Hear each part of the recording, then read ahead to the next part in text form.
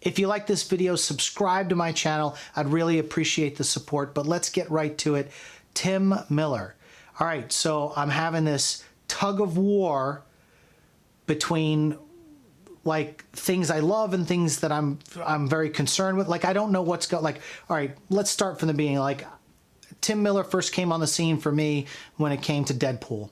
Now, the action sequences in the movie was directed really, really well, but Ryan Reynolds really made Deadpool. So you could have really had any director in there. As long as Ryan Reynolds was in there doing his thing, it probably would have turned out fine. So I liked Deadpool, the first one. I thought it was great. I really enjoyed it across the board. So I was excited about Tim Miller. I love, Death, and Robots, which is on Netflix. I loved every single one of them. He's like an executive producer on that. Awesome. So right off the bat, there's boom, boom, boom. Two things I love right away. I saw it was either like a Hollywood Reporter or Vanity Fair. Somebody did a thing where Variety or something, where they had this thing where Tim Miller and Jim Cameron were sitting on a stage and they were being asked questions and they were all talking about the new Terminator. And everything I heard in that kind of like preemptive, like, this is what we're doing, we got a writer's room, blah, blah, blah, blah, blah, blah, blah.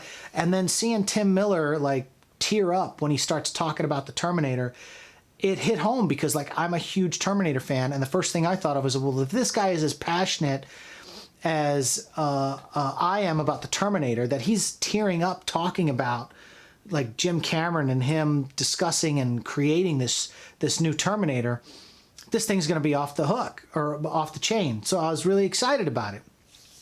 And then, you know, like he's an executive producer on Sonic the Hedgehog, and that trailer came out, and Sonic the Hedgehog looked nothing like the Sonic the Hedgehog that's in the actual game, and it was just such a no-brainer to use that as your template to get started. And the backlash from the fans on that first trailer was so bad that Tim Miller said, we hear you, we want to please the fans, and they went back and they're redoing all the shots of Sonic the Hedgehog with a better creature design so that he looks more like the video game. So that's a win right there for all the fans of Sonic the Hedgehog. And the fact that he paid attention, unlike other directors like Rian Johnson, who just is going to do his own thing and, you know, piss off a lot of people, and he doesn't care. Here you have a director that's passionate enough to go, okay, the fans are right, and we're going to redo Sonic the Hedgehog before its release. Then, you know, Tim gives an interview where he said, you know, about Terminator Dark Fate, that, you know, Mackenzie Davis is going to be so badass, you know, screw the misogynist, blah, blah, blah, blah, blah. You know, like, we've already, like, walked over that whole thing. Like Jim Cameron always created really strong female characters, whether he took Ellen Ripley from the first Aliens into his Aliens and took her off the edge as far as like being a female heroine. And then you've got Linda Hamilton and her arc from Terminator 1 to Terminator 2, strong female characters. You look at True Lies with Jamie Lee Curtis, kind of starting off as almost like Terminator, the fumbling waitress, to being this strong action person at the end, and then joining the CIA with, or the covert, you know, with Schwarzenegger towards the end of the thing.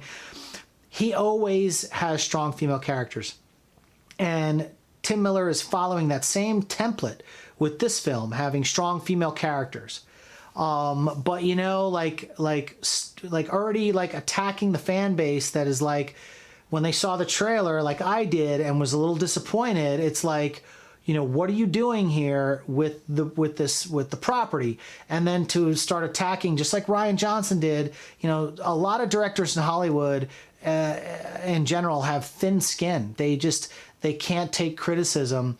And so like I'm having this tug of war with Tim Miller, because like on one hand he's creating great things, on the other hand he's doing things for the fans, and then the other hand he's kind of smacking fans in the mouth with his comments about Mackenzie Davis, and, you know, being this, you know, soldier that they split her all open and slice her open and put metal in there so she can defend and against Terminators and fight them on so she becomes this hybrid human.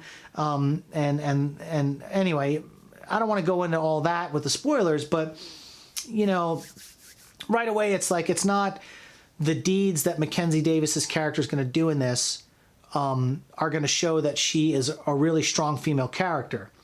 What they're saying is we're going to smack down men like right off the bat with the social justice warrior stuff. And that's like you didn't have to do that with Ellen Ripley. You didn't have to do that with Sarah Connor. They never once in any of their films did heroic things and then looked down on the men and were like, yeah, see, because we're women and we do it better.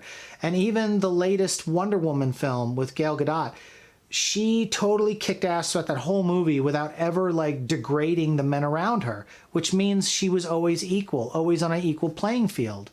And, that's one of those things that just gets me a little frustrated is like, you can have your woke Terminator or your woke anything, but you don't have to, you can do it by the heroics of the character and the good deeds of the character instead of just slamming it over the head of the audience. Look, see what she did? She's better than men.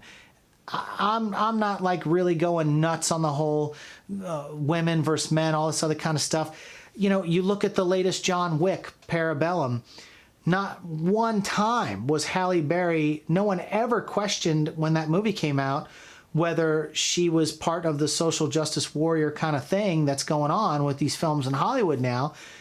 They wrote a strong female character that literally had the same skill set as John Wick. And she had two badass dogs with her. And not once when that movie came out did you hear any negative backlash or from the fans. And the John Wick fan base is huge. They love those two films. Nobody ever was like, oh, so Halle Berry is just as good as John Wick. No.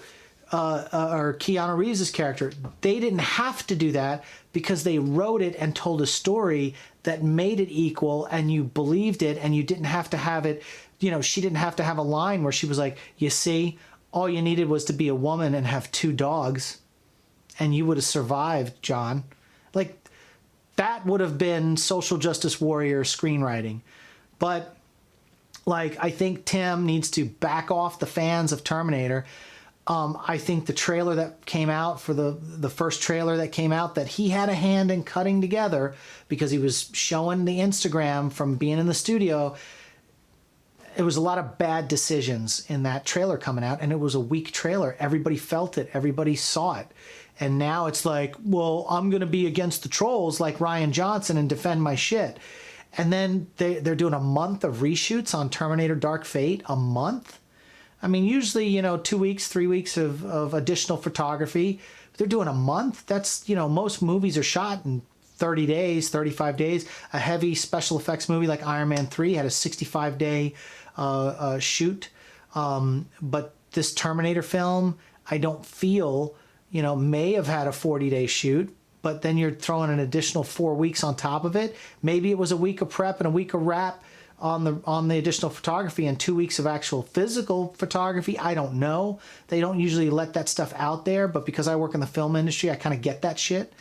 I don't know. But I think Tim needs to back off, and he's making the wrong decisions by attacking the fan base. Leave the fan base alone. They're going to come see this movie, and they're going to judge it on its own merits. And I hope that whatever your additional photography was, you might be fixing some of the problems from the test screenings. I don't know. But I'm having a love-hate relationship right now with Tim Miller. Who else is feeling this? Who else is a little nervous but a little happy? I don't know. Let's talk about it in the comments section, and we'll see you on the next one.